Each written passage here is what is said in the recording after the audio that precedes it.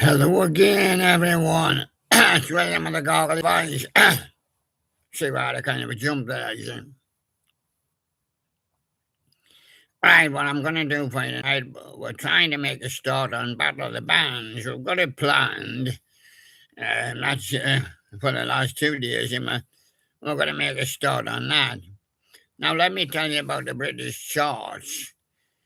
Um, it didn't start in November 1952, you know. Before that, it went by the sales of sheet music. I'll say that again because some people might not understand. Sheet music. That is the sheets with the musical notes and, of course, the words on it. Yeah. Sheet music. Sure, you might say, well, who was the first number one? Well, let me tell you.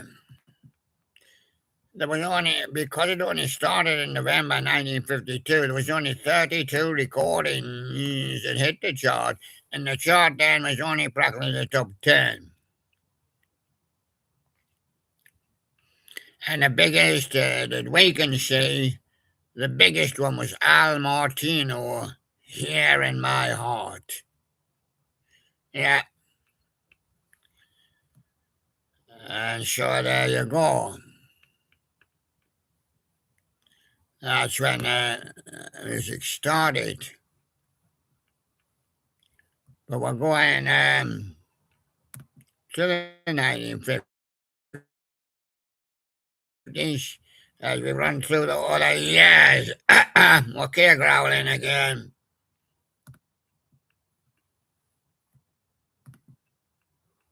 As we run into 1953, we'll get a full year.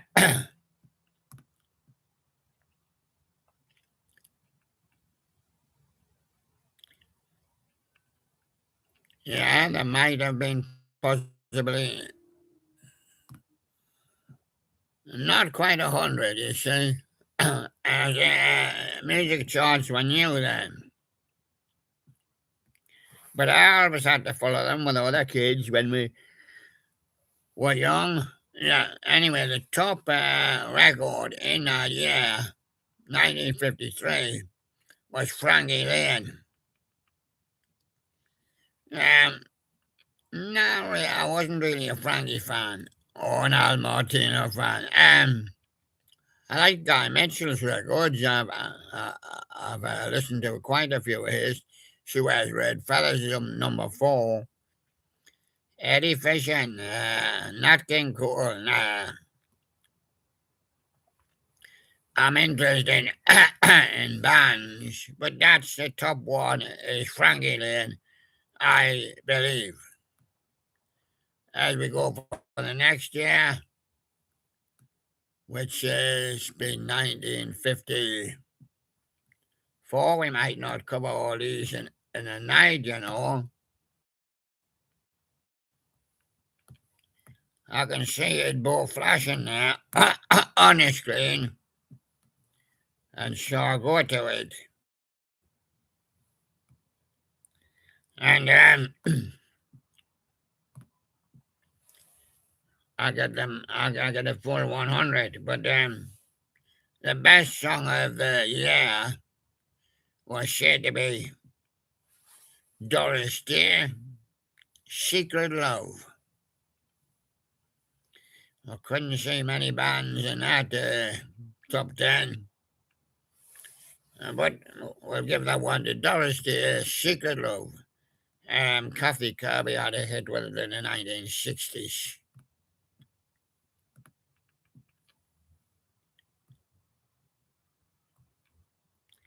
Sure, I gone back to the 50s.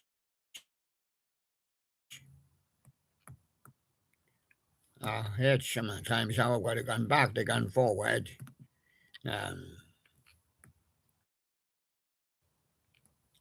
Yeah. So we go to 1955. These are the UK charts, man. If you're American or something, I haven't got your Billboard charts. I've got the British charts. The top song or artist in 1955 was Tennessee Ernie Ford, Give Me a Word. Slim Whitman, Ruby Murray, Frankie Lane with the Melloman. No great bands there. Remember the rock and roll with Bill Haley and that. And Elvis started in America. It'll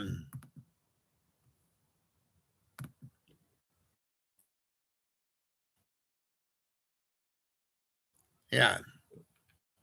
So we go to 1956. Now this ought to get them going. 1956. It didn't get them going. Because at that time Britain don't have much bands. Doris Day, whatever will be, oh Q Sarah, Sarah. Pat Boone, Frankie Lane, Dreamweavers, Joel Mustamore, Nice Song, and Johnny Ray, K-Star. Elvis is in with Heartbreak Hotel. And that must be one of our first when put the bands, but he only got number 8. Teenagers with Frankie Lyman at 9. Kay started the rock and roll waltz, but Bill Haley didn't know how to do the waltz. No.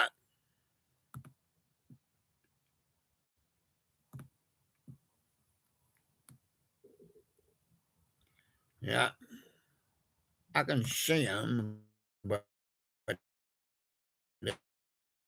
it's sighting at it. 57, and by the time you click the ad off, if he's trying to add. Now, 57, now we're starting to get down to what people call the bands and things like that. But we're just starting to get down to them. Paul Anka, Diana was the top song. Obviously, had a band behind them. Elvis Presley all shook up, whether he was with the Jordanaires or not, yeah. Tap on the Pat Boone, Guy Mitchell, Ronnie Donegan with his skiffle group, yeah. So bands were starting to form. Top song was Paul Anka, Diana. Elvis for me, number 2, yeah.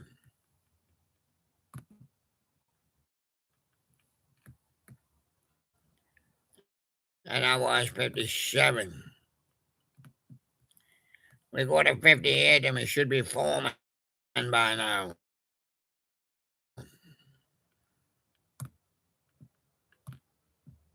Yes, and that's what we recognize in the late 50s as bands. The Everly Brothers. All I have to do is dream, and Claudette was the number 1. Connie Francis, Perry Como, like Marvin Rainwater, whole lot of women. Elvis Presley, Jailhouse Rock. And that's 1958.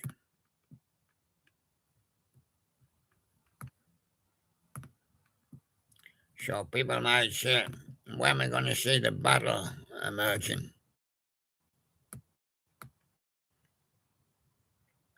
Well, but it takes time.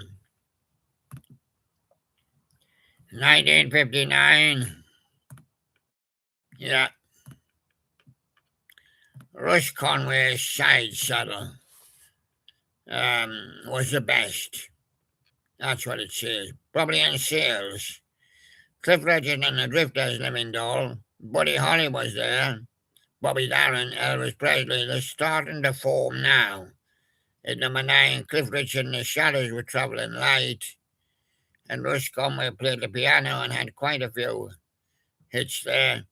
Craig Douglas starting to come in lower down the charts. Yeah. And now to go to the 1960s.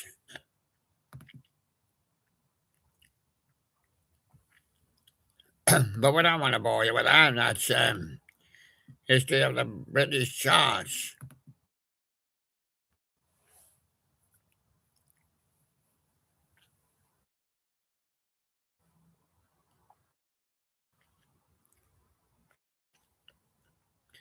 We're waiting for a white of YouTube, a white. Yeah. In fact, when we did our Battle of the Bands, we took you back to 1900. Would you like to go back to 1900? Yeah, you would. Yes. Well, one of my favorites is at number two. Yeah, it's Thomas Edison. Mary had a little lamb. Yeah. Whose flesh was white as snow. And everywhere that Mary went, the lamb was sure to go. It followed her to school one day. Ah, but now the lamb is dead. Mine, it still goes to school each day. Sandwiched between two chunks of bread. And the number one idea was Harry McDonough, When You Were Sweet 16. Great version by the Furies, and it came about 1970s. Yeah.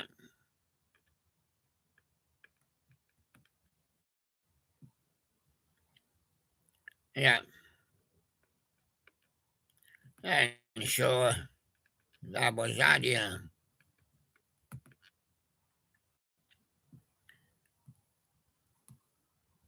And so we're in the studio, and I'm just been telling you about some of them there. It's just to try and get started, and because we're going to have a winner of each year, and they're going to go off and battle the bands, yeah, yeah. But we'll not go any further back in 1952, and even 52, 53, the early 50s is not good for bands. We might have to borrow some of the Americans. Yeah, we'll borrow some of the Americans. And so, just to tell you, we'll be back again tomorrow when we'll have some of them. Yeah. And we're just going to do a few each day, you know. And it's no hard battle, you know. But there we go. And so, that's just to tell you about it tonight. I'll see you again tomorrow. So thank you very much, everybody. Bye bye for now.